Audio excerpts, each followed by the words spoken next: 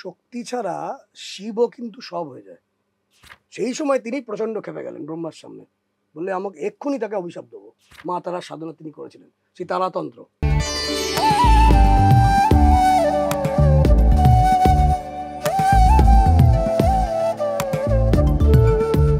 নমস্কার, আপনি দেখছেন আনন্দবাজার অনলাইন, রয়েছেন ড্রিম ডেস্টিনি অনুষ্ঠানে। আমি সুজয় নীল এবং আমাদের সঙ্গে রোজকার মতোই শ্রীমণি ভাস্কর। নমস্কার স্যার। নমস্কার স্যার, কেমন আছেন? ভালো আছি। বেশ। স্যার, আমরা গতদিন যে আলোচনায় ছিলাম সেটা দশমহাবিদ্যা নিয়ে। তো এটা তো একটা আধ্যাত্মিকতার পার্ট। আপনি জ্যোতিষশাস্ত্র নিয়ে আলোচনা করেছেন, বহু এপিসোড হয়ে এলো। তো এই ব্যাপারটাকে কি এটার সঙ্গে কোনোভাবে মেলানো যায়, বা মানব কল্যাণে কিভাবে জ্যোতিষের সঙ্গে এই ব্যাপারটাকে জুড়ে দেওয়া যায়? জুড়ে দেওয়া যায় না, এটা অলরেডি জুড়ে আছেই। আচ্ছা। দশমহাবিদ্যার যে আলোচনা শুরুতে যদি বলি, হুম হুম যখন প্রচণ্ড প্রলয় এসেছিল, একবার তুফান এসেছিল, হুম তখন স্বয়ং বিষ্ণু সেই তুফানকে প্রতিরোধ করার জন্য, জগৎকে তার হাত থেকে রক্ষা করার জন্য দশমহাবিদ্যার একটা বিদ্যা বগলামুখীর প্রার্থনা করেছিলেন। হুম। সেখান থেকে জগৎকে রক্ষা করেছিলেন। ফলে শক্তি ভীষণ দরকার। আচ্ছা। এই যে ক্যামেরা চলছে বা ধরো রকম বিভিন্ন রকম অ্যাপারেটসগুলো চলছে, এর পেছনে একটা ইলেকট্রিসিটি থাকে, শক্তি। শক্তি ছাড়া শিবও কিন্তু সব হয়ে যায়।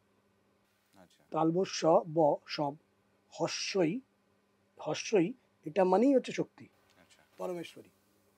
আমাদের প্রোগ্রামের নাম ড্রিম ডেস্টিনি। ডেস্টিনির সাথে একটা ফ্রিকোয়েন্সি, সেম একটা ফ্রিকোয়েন্সি হচ্ছে ডেস্টিনেশন।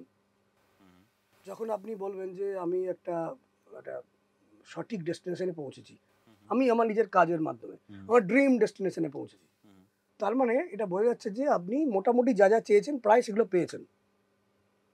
এটা একটা দিক। আবার একটা দিক থাকে যে আমি যা যা চেয়েছি সেগুলো সেই ডেস্টিনেশনে পেলাম না, তখন মানুষ বলে এটা ফেট, আমি আনফর্চুনেট হয়ে গেলাম। তো এই আনফর্চুনেট যে এরিয়াসগুলোকে, কেন সে আনফর্চুনেট, আচ্ছা। তার মানে তাকে শক্তির কিছু অভাব থাকছে। শক্তি যখনই সেখানে প্রয়োগ আসবে, এই যে লাইট জ্বলছে, লাইটটাকে সরিয়ে দিন, তাহলে কিন্তু অন্ধকার হয়ে যাবে। এই যে কিছুদিন আগে, এই বাংলাতেই ম্যাক্সিমাম কথা বলছি, সূর্যের কিরণ কম এসছে, মানে বলতে চাইছি আমরা কম পেয়েছি, মেঘ যুক্ত, ঘরে ঘরে সর্দি কাশি ইত্যাদি হচ্ছে, কারণ শক্তি কম এসছে। তার মানে এই ইউনিভার্সে নেগেটিভ কিন্তু প্রেজেন্ট রয়েছে। হ্যাঁ, অবভিয়াসলি অন্ধকার তো সব জায়গায় বিরাজমান। যেই শক্তিটা সরে যাচ্ছে, তখন সেগুলো খুব জেগে উঠছে এবং বিপদ চলে আসছে। সৃষ্টির শুরু থেকে কীট, পতঙ্গ, পশু, যক্ষ, গন্ধর্ব, মানুষ, প্রত্যেকেরই একটা কমন ইচ্ছা, প্রত্যেকের, আমি সুখ পাবো কীভাবে। মানে জন্মানোর পর থেকে যখন তার জ্ঞান আসে, সে সুখের দিকে চেষ্টা করে এবং দুঃখকে নিবৃত্তি কীভাবে করবো। এবং এই সুখ পাওয়ার জন্য সে 4টে অধ্যায়ের মধ্যে দিয়ে জীবনকে অতিবাহিত করে: ধর্ম, অর্থ, কাম এবং মোক্ষ। এই 4টে জায়গা পাওয়ার জন্য মানুষের স্বভাবজাত একটা কমন বৈশিষ্ট্য, প্রত্যেক মানুষের, প্রত্যেক কীটপতঙ্গের, প্রত্যেক পশুর, ইভেন দেবতাদেরও। দেবতা মানে কিন্তু ভগবান নয়। এই দেবতা বলুন, মানুষ বলুন, পশু বলুন, যক্ষ, গন্ধর্ব, কীট, পতঙ্গ, প্রত্যেকের কমন কিছু চাহিদা থাকে। কী চাহিদা? প্রথম চাহিদা হচ্ছে ক্ষুধা, ক্ষুধার যেন নিবৃত্তি হয়, এটা প্রথম চাহিদা, কমন। দ্বিতীয় চাহিদা কি? পিপাসা। ওকে, আলাদা করে দেখছেন কেন এটাকে? বলছি, এটা কমন চাহিদা, আলাদা করে দেখছি না, কমন চাহিদা। এবার কোথায় দশমবিদ্যা আমাদের উপকারটা করবে বলছি আমি। আচ্ছা। এটা হচ্ছে ক্ষুধা, দ্বিতীয় হচ্ছে পিপাসা, তৃতীয় হচ্ছে নিদ্রা। কীট, পতঙ্গ, পশু, মানুষ প্রত্যেকের নিদ্রা, এবং আরেকটি জায়গা হচ্ছে মৈথুন বা আনন্দ। এই 4টে কমন চাহিদা। এই 4টে কমন চাহিদা করতে গিয়ে তারা সেই সুখটা পেতে গিয়ে সে আরও বেশি দুঃখে নিমজ্জিত হয়ে যাচ্ছে। যখন সে দুঃখে নিমজ্জিত হচ্ছে, সেই দুঃখ, সে কর্মী হোক, সে গৃহী হোক, সে ত্যাগী হোক, সে যোগী হোক, সে ভোগী হোক, সে জ্ঞানী হোক, সে অজ্ঞানী হোক, প্রত্যেকে এই দুঃখটা কিন্তু সে পাচ্ছে। তো দুঃখ নিবৃত্তি করবো কিভাবে? তার জন্য বহু বহু যুগ পূর্বে, বহু যুগ পূর্বে স্বয়ং ব্রহ্মাকে তার পুত্র বশিষ্ঠ বলেছিলেন যে কিভাবে আমরা দুঃখ নিবৃত্তি করব। তখন তিনি বললেন, ব্রহ্মা বললেন, ধ্যান করো, তোমার মধ্যেই সব কিছু আছে। সত্যি আমাদের মধ্যেই সব কিছু আছে, আমাদের মধ্যেই সব কিছু জিনিস আছে। সারা পৃথিবীর যত ইউনিভার্সিটি আছে, যত লাইব্রেরি আছে, তার সমস্ত বুকগুলো থেকে যে গ্রন্থ থেকে যে জ্ঞান অর্জন করবো তা আমাদের বডিতেই আছে, যদি আমরা জানতে পারি, যদি চিনতে পারি। সুতরাং ব্রহ্মা বলেছেন যে তুমি তোমার মধ্যে ঢোকো, তুমি জানতে পারবে, তোমার মধ্যেই সব কিছু আছে, এভরিথিং ইজ উইদিন ইউ। তখন ব্রহ্মা তখন তার পুত্রকে যেটা বলেছেন, বশিষ্ঠ মুনি সেই ধ্যান করতে আরম্ভ করলেন। যখন ধ্যান করতে আরম্ভ করলেন, শত সহস্র বছর ধরে ধ্যান করলেন, কোনো অ্যান্সার পেলেন না। ব্রহ্মাকে গিয়ে বললেন যে কি পিতা, তুমি আমায় কি দিলে? আমি তো কোনো অ্যান্সার পেলাম না, আদি পরমেশ্বর দেখাও পেলাম না, আমি কোনো শক্তি অর্জন করতে পারলাম না। বলে তোমাকে মন্ত্র দিচ্ছি আমি, এই মন্ত্রের মধ্যে তুমি যুক্ত হও, তার মধ্যে নিমজ্জিত হও। তখন তিনি বললেন যে মন্ত্র পাঠ করলে কি আমি তার দেখা পাবো? করো তো। চলল শতাধিক বর্ষ, সেই মন্ত্রের প্রার্থনা, পরমেশ্বরী দেখার জন্য প্রার্থনা, আকুল আবেদন নিবেদন, নো রেজাল্ট। যখন রেজাল্ট আসছে না, তখন বশিষ্ঠ মুনি ব্রহ্মার কাছে গিয়ে বললেন, এই মন্ত্রকে আমি অভিশাপ দেবো। বলল, না, অভিশাপ দিও না, তুমি আরেকটু কিছু করো, আর একটু নিজের মধ্যে সংযম আনো। কেন সংযম আনো? তার কারণ ব্রহ্মা জানতেন সমস্ত কিছু সংযমের মাধ্যমেই কিন্তু রেজাল্ট আসে। যখন আসলে আমরা কিন্তু বড় হতে গেলে সংযমই করি, যদি কেউ বড় হতে চাই, একাগ্র থাকতে হয়, অনেক কিছু সংযম। টু দি পয়েন্ট থাকতে হয়। একজন বড় আধ্যাত্মিক যোগী প্রথমে তিনি গৃহ ত্যাগ করেন বা গৃহকে সংযম করেন। বেশ কিছুদিন পরে যখন তিনি গুরুর সান্নিধ্যে আসেন, তখন কিন্তু তিনি বেশভূষা বা বস্ত্রের সংযম করেন বা ত্যাগ করেন। আরও কিছুদিন বাদে খাদ্যের সংযমে আসেন। খাদ্য সংযম মানে কি? সাধারণ মানুষ দিনের মধ্যে 5 বার খায়, অ্যাভারেজ, ছোটোখাটো হলেও খায়। সেই 5 বার খাবারকে 3 বার, আরও সংযম 2 বার, আরও সংযম দিনের মধ্যে 1 বার। এটা কিন্তু সাধারণ মানুষের জন্য বলছি না, তারা সংযম করছে। 1 দিন অন্তর, 2 দিন অন্তর, 3 দিন অন্তর, 1 সপ্তাহে 1 বার। এই সংযম করতে করতে তার মধ্যে শক্তির সঞ্চার হয়। তিনি কিন্তু তার মধ্যেই যুক্ত হয়ে রয়েছেন, তার সঙ্গে ধ্যান যুক্ত হয়ে। আমি বশিষ্ঠ মুনির কথা পরে বলছি কেন সংযম জড়িত। প্রথমে কি? গৃহত্যাগ, গৃহ সংযম।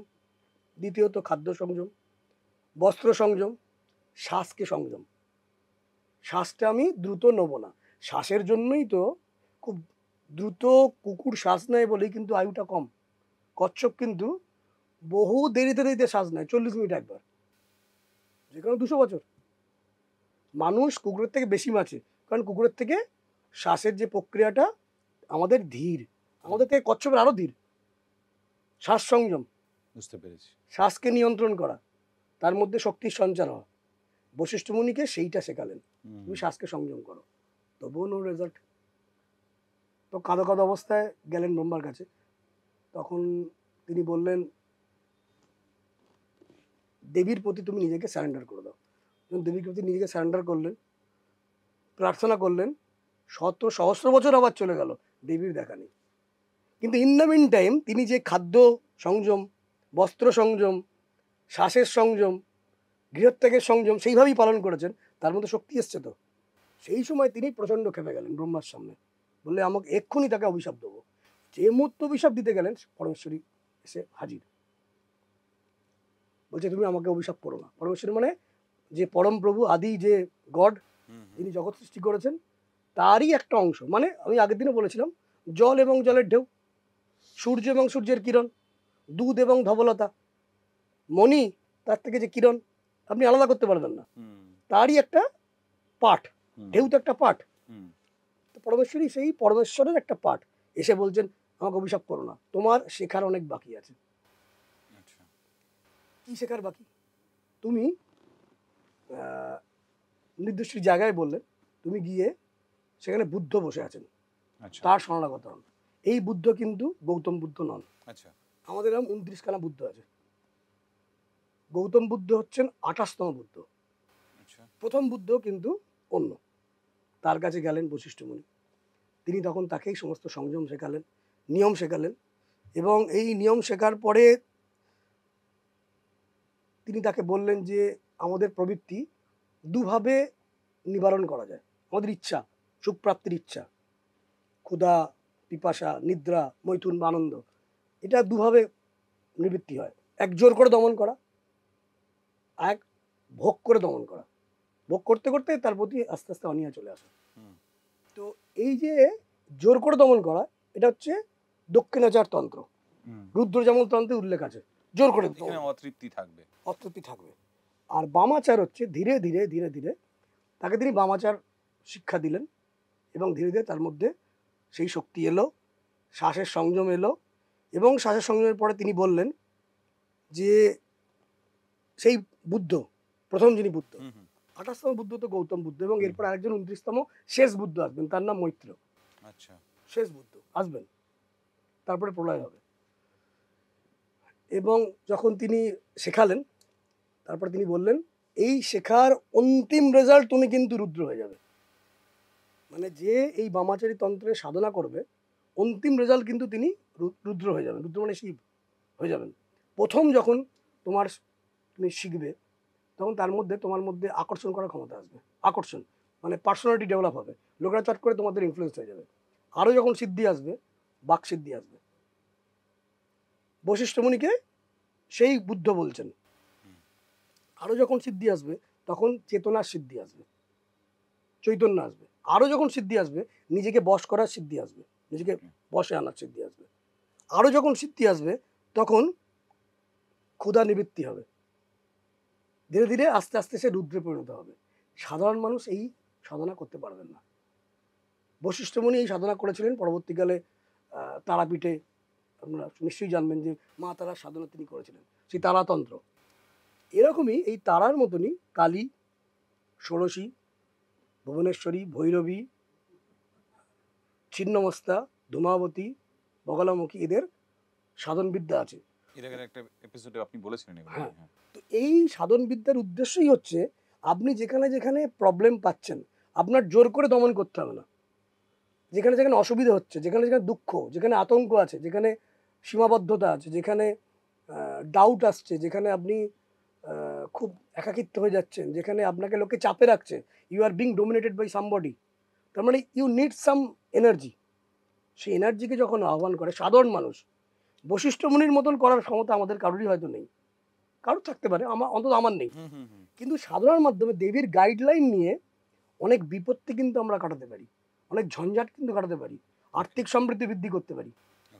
এটারই এইভাবেই আস্তে আস্তে এই সাধনার মাধ্যমে মানুষের জীবনের ডেভেলপমেন্ট কিন্তু করা সম্ভব। বেশ সুন্দর একটা আলোচনা করলেন, বহু পুরনো একটা গল্প তুলে এনে, যেখানে পুরো ব্যাপারটারই একটা ব্যাখ্যা আশা করি যারা দর্শকরা দেখছেন তারা পেলেন। কিন্তু এখানেও একটা প্রশ্ন থেকে গেল যে ধরুন যখন কেউ বিপদে পড়ে, তখন তো তার মাথা ঠিক থাকে না কোনোভাবে, এটা আপনি বারংবার বলেছেন যে মাথা ঠান্ডা রাখা হয়তো আমরা চেষ্টা করি কিন্তু হয়ে ওঠে না, অনেক কিছু চিন্তা ভাবনা এসে যায়। তখন যে ডিসিশনগুলো নেওয়া দরকার বা সিদ্ধান্তগুলো নেওয়া দরকার, সেইগুলোই কিভাবে তারা হেল্প পাবেন? সেখানেও দেবীর গাইডে থাকলে, দেবীর শক্তি থাকলে সঙ্গে, সে ঠিক ঠিক রাস্তায় এগোবে।